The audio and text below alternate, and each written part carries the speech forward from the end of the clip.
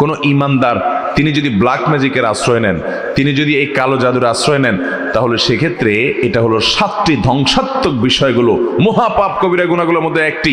ইসলামী শরিয়ার দণ্ডবিধি অনুপাতে এইরকম অপরাধের সাথে যে জড়িত হবে, জাদুকর হবে, ব্ল্যাক ম্যাজিশিয়ান হবে, কালো যদি করবে, এই সমস্ত কবিরাজ যারা মানুষের ক্ষতি করার জন্য বা বিভিন্ন উদ্দেশ্যে সে শয়তানের আশ্রয় নেয়, কুফরি কালাম করে, ব্ল্যাক ম্যাজিক করে, ইসলামী শরিয়ার দণ্ডবিধিতে তাকে মৃত্যুদণ্ড দেওয়ার নির্দেশ দেওয়া হয়েছে। এটা সর্বোচ্চ অপরাধ, গোটা সমাজকে শেষ করে দেয়।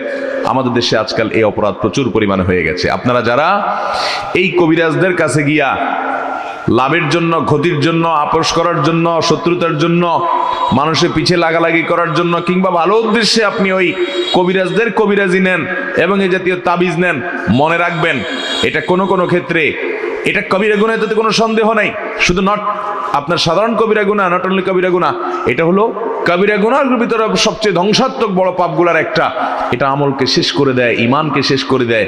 বিশেষ করে যদি আপনি যদি জেনে শুনে শয়তানের আশ্রয় নেন, তাহলে সেক্ষেত্রে আপনি ইমান হারা হয়ে যাবেন। বিধায় এই কবিরা গুনাহ থেকে আমাদেরকে বেঁচে থাকতে হবে ইনশাআল্লাহ। আমাদের ভালো এবং মন্দ এগুলোর সবগুলোকে আমরা চাইবো আল্লাহ তাআলার কাছে। অনেক সময় দেখা যায় এই শয়তানি পদ্ধতিতে গেলে কাজ একটু তাড়াতাড়ি হয়। এটা একটা পরীক্ষা, এটা একটা ফিতনা, এটা একটা ধোঁয়াশা যে আপনি কি করেন, আপনি কি এই জন্য ভুল পথে যান না সঠিক পথে থাকেন। এই জন্য আমরা এই সমস্ত ব্ল্যাক ম্যাজিক, কালো জাদু, এই সমস্ত কবিরাজদের কবিরাজিতে আমরা যাব না ইনশাআল্লাহ। হ্যাঁ, কোনো আল্লাহর বান্দা যদি এরকম হন, তিনি ঝাড়ফুঁক করেন আপনাকে, কোরআন এবং সুন্নাহর আলোকে তিনি আপনাকে ট্রিটমেন্ট করেন, তিনি আপনাকে পানি বা তেল পড়া দিয়ে দেন বা শরীরে পড়ে ফু দেন, কোরআনের কারিমের আয়াত পড়ে, কোনো শয়তানের আশ্রয় না নেয়, শয়তানি কোনো কিছু না করে, তাহলে সেক্ষেত্রে অসুবিধা নেই। ব্ল্যাক ম্যাজিক করছে কিনা আপনার কবিরাজ কিভাবে বুঝবেন? নাম্বার 1, ওই লোকটা যদি মুত্তাকি পরহেজগার হয়ে থাকে, আমলদার হয়ে থাকে, তাহলে সে ব্ল্যাক ম্যাজিশিয়ান হবে না। অনেক লোক আছে দেখবেন কবিরাজি করে, নামাজ কোনো খোঁজ খবর নাই, আছে না নাই?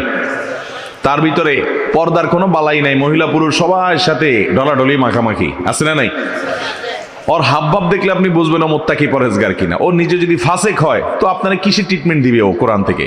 তাহলে এই লোকটা ব্ল্যাক ম্যাজিশিয়ান হওয়ার দিকে অনেক দূরে এগিয়ে যায়, যদি এটা দিয়ে পরিপূর্ণ নিরূপণ করা যায়। এটা একটা আলামত যে সে নিজে ফাসেক, হারাম হালাল বাজ বিচার করে না, নামাজ পড়ে না, পর্দা মানে না, এবং খারাপ টাইপের মানুষ নানা দিক থেকে কোরআনের আলোকে। নাম্বার 2,